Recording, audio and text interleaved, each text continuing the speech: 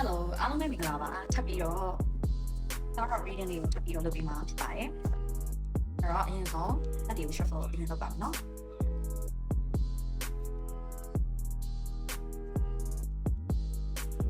ဒီ reading ကိုဘယ်လိုကြည့်တယ်လဲဆိုတော့ဒီ tarot card နဲ့ပဲရွေးချယ်ပါမယ်ဒီရွေးချယ်လို့ energy ကိုက်ရဆိုမှဒီ reading ကိုဆက်ပြီးတော့ကြည့်ပေးပါနော်အခုဘယ်သူတွေဘယ်လိုလူမျိုးတွေဟာ emotion တွေဖြစ်နေလဲဘာ emotional တွေဖြစ်နေလဲဖြစ်နေတဲ့သူတွေရှာကြည့်ရအောင်နော်အဲ့ဒီမျိုးတွေအတွက်သတင်းကောင်းလို့မဟုတ်ဘယ်လိုပြောရမလဲစောင့်ရန်လေးပေါ့နော်အဲ့ဒါကိုပြောပြပါမယ်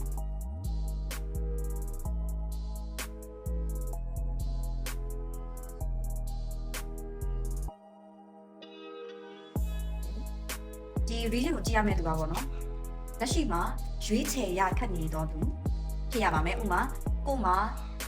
လမ်းလမ်းရှိနေတယ်လမ်းလောက်ရတဲ့အဆင်ပြေတယ်ဒါပေမဲ့ဖေအောင်ရွေးချယ်ရမယ်မသိနေရမျိုးပေါ့နော်အဲ့လိုလူမျိုးတွေရွေးချယ်ရခက်နေတဲ့လူတွေရှိတယ်ဆိုလို့ရှိရင်ဒီ reading ကတင်အတွက်ပါနောက်တစ်ခုကတအားပေါ့နော်ကိုဖြစ်တဲ့ပန်းနိုင်ကိုတအားကိုရုန်းကန်ရတဲ့သူတအားကိုစူးစမ်းရတဲ့သူပေါ့နော်ကိုယ့်ရဲ့ target တစ်ခုကိုယ့်ရဲ့ပန်းနိုင်တစ်ခုရောက်ဖို့အတွက်အားထုတ်ထားတဲ့သူပေါ့ပြင်ဆိုင်ထားတဲ့သူပေါ့ပြောရမယ်ဆိုရင်ကိုယ့်ရဲ့အပင်လေးကိုစိုက်ပြိုးတာတော်တော်လေးကိုပေါ့နော်အချိန်တွေရောအင်အားတွေအကုန်ထုတ်သုံးထားတဲ့သူမျိုးကြည့်လို့ရပါမယ်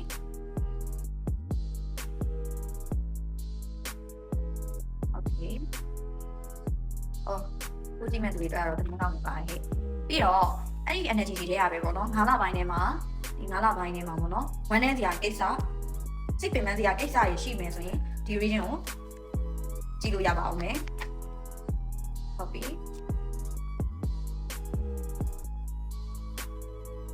ညာဘက်အိမ်မပြောတဲ့သူတွေအတွက်လည်းရွေးပါတယ်အဲ့တော့ပြောချင်တာက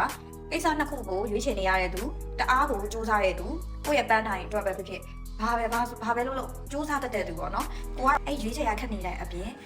ရွေးချယ်ရလည်းခက်နေမယ်သူကလည်းစူးစမ်းတယ်ငါးလပိုင်းမှာလည်းဝမ်းနေစရာဖြစ်ထားတယ်ဆိုလို့ရှိရင်ဒီ reading ကတဲ့အတွက်ပါပြီးတော့နောက်တစ်ခုအိတ်မပြောတာပေါ့နော်အိတ်နေပေမဲ့လည်းအရန်ကိုတော့ကများနေရတာအိတ်မပြောဘူးအဲ့လိုမျိုးပေါ့နော်အိမ်မဆိုးမှတ်နေတဲ့သူတွေကဒီ reading ကိုကြည့်လို့ရပါတယ်အဲ့တော့ energy ကို check လုပ်ပေးထားပါတယ်ခဏဆောင်ပေးပါပြန်လာခဲ့ပါမယ် okay ခုနကညနေတွေအတွက်အောင်ဆောင်လေးကိုတစ်ချက်ပြောပြပါမယ်ဖြစ်လာတဲ့အရာလေးတွေပေါ့နော်အားကိုပင်ပန်းနေကြပါလားအဲ့လိုပင်ပန်းလို့လဲလေအသေးပွင့်နေဟောဒီ6လပိုင်းထဲမှာခံစားရတော့မှာနော်6လပိုင်းထဲမှာဒီအားပင်ပန်းထားတဲ့သူတွေကအဲ့ဒီရဲ့ result ကိုရတော့မှာဖြစ်ပါတယ်မကြခင်စီရင်တော့မှလည်းဖြစ်တယ်ဆိုရင်နမိတ်ကိုလည်းတွေ့ရဆိုတော့ကိုယ့်ပေါ်မှာဘယ်သူမတရားတာလုပ်ထားတာရှိတယ်ကိုယ့်ပေါ်မှာမတရားတာလုပ်ထားရင်အခုဒီ video ကိုကြည့်လိုက်တဲ့သူအခုဒီဆီယာမဟောင်းလိုက်တဲ့ချင်းရစပြီးတော့ပေါ့နော်သူတို့အမြန်ဆုံး17ရက်ဒါမှမဟုတ်17ပတ်အတွင်းမှာပေါ့နော်အမြန်ဆုံးသူတို့ဒီ universe ကနေပြီးတော့ punishment ပေးမှာဖြစ်ပါတယ်ကိုယ်တိုင်လည်းပြန်စဉ်းစားတယ်ကိုကသူများပေါ်မတရားလုပ်ထားတာကိုကလည်းသူများပေါ်မတရားလုပ်ထားရင်ကိုပြန်ပြီးဝတ်လည်မယ်အချိန်ပေါ့ကိုမဟုတ်ဘူးကိုကတော့မလုပ်ထားဘူးကိုကခံရတဲ့လူပါဆိုလို့ရှိရင်တော့ကိုအနိုင်ကျင့်ထားတဲ့သူတွေကိုမတရားလုပ်ထားတဲ့သူတွေပြန်ပြီးတော့တရားစီရင်မယ်အချိန်ကာလအပိုင်းခြားတစ်ခုရောက်နေပါပြီလို့ပြောချင်ပါတယ်ငွေတွေတော့အကုန်ကြများနေမယ်လို့တွေ့ရတယ်အဲ့တော့ငွေအကုန်ကြများနေတာဖြစ်တဲ့အတွက်အရန်အရေးမကြီးဘူးမလိုသေးဘူးဆိုရင်မဝယ်ပါနဲ့စောင့်ထားပါပတ်စံတွေ3ခုထက်ရှိနေပါတယ်တော့ကြာပတ်စံပြတ်သွားမှာဆိုလို့ပါအဲ့တော့ပတ်စံကတော့ဒီမှာ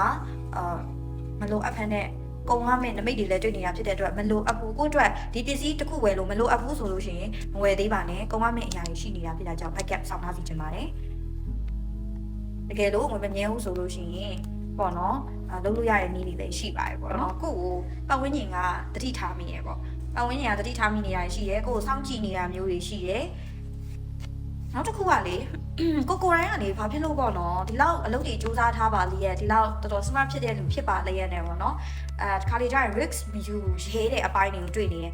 ဥမာမစွန့်စားရဲတဲ့အပိုင်းဒီဟာကြီးကအောင်မြင်မယ်ဆိုတာတိတိရဲ့နဲ့မစွန့်စားတာမျိုးဥမာ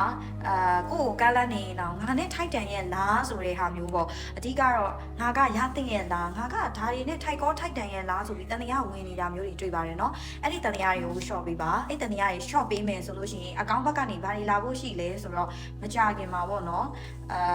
တည်င်းကောင်းလေးလာဖို့ရှိပါတယ်တည်င်းကောင်းကြားရဖို့ရှိပါတယ်အဲ့လိုမှမဟုတ်ဘူး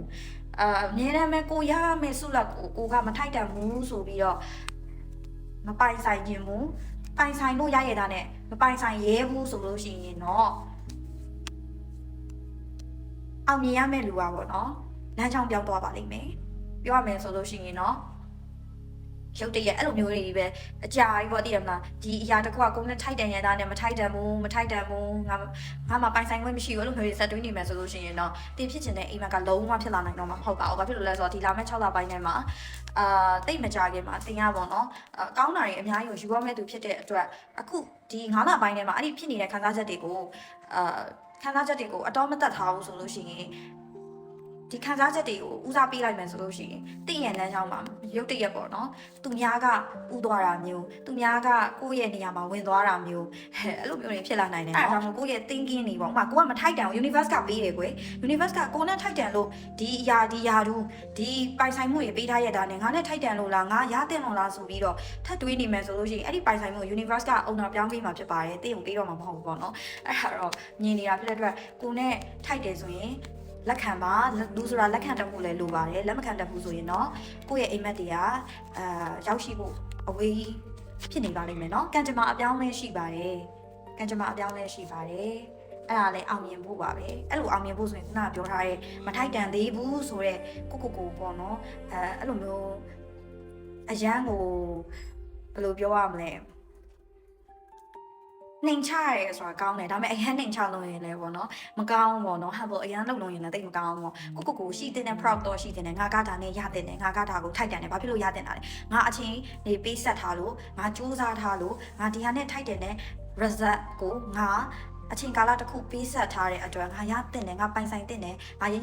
တောင်းရင်စိတ်ယူသွားမယ်အောင်မြင်မဲ့လူဆိုတာကအောင်မြင်ခြင်းတဲ့လူဆိုတာကလေပြောရမယ်ဆိုရင်တောင်းရင်ယူနိုင်ရတယ်တောင်းရင်မယူနိုင်ဘူးဆိုလို့ရှိရင်အဲ့လူကခဏပဲအောင်မြင်မယ်ပေါ့နော်အဲ့တော့ကိုယ့်ရဲ့အိမ်မက်တွေကို big dream အကြီးကြီးတွေးထားတယ်ဆိုလို့ရှိရင်ကိုက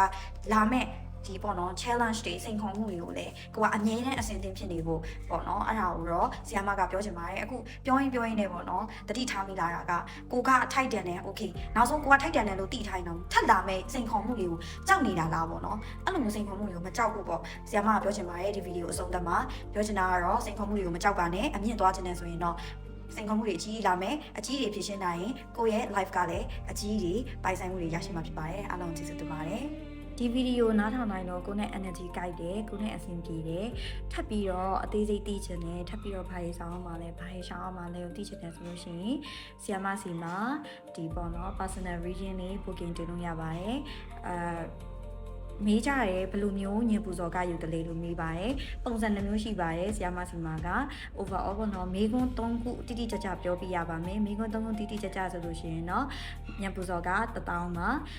နောက်တစ်ခုက detail ဆွေးနွေးခြင်းနဲ့အသေးစိတ်ဆွေးနွေးခြင်းနဲ့ဆိုရင်တော့နိုင်ဝက်ကို2000ညပူစော်ကဤပါရရှင်အဲ့တော့ဒီထက်ပိုပြီးတော့တည်ခြင်းနဲ့ဒီထက်ပိုပြီးတော့ဆီယာမနဲ့ energy check လုပ်ခြင်းနဲ့ energy ကြည့်ချင်တယ်ဆိုလို့ရှိရင်တော့ဒီ chat box မှာ TikTok ဆိုလဲ TikTok chat box Facebook ဆိုလဲ Facebook က Messenger မှာပေါ့နော် booking လုပ်ရပါတယ်ရှင်အားလုံးကိုကျေးဇူးတင်ပါတယ်